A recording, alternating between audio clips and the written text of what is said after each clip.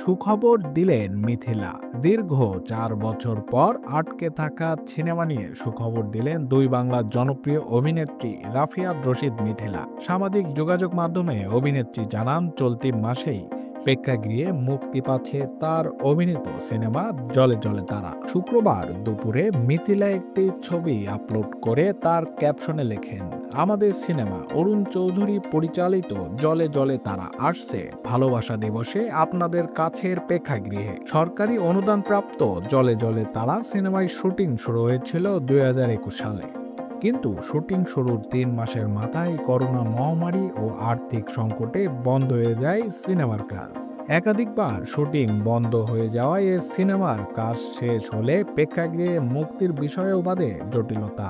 অসংখ্যবার মুক্তির তারিখ ঠিক করা হলেও শেষ পর্যন্ত প্রেক্ষাগৃহে মুক্তি পায়নি সিনেমাটি।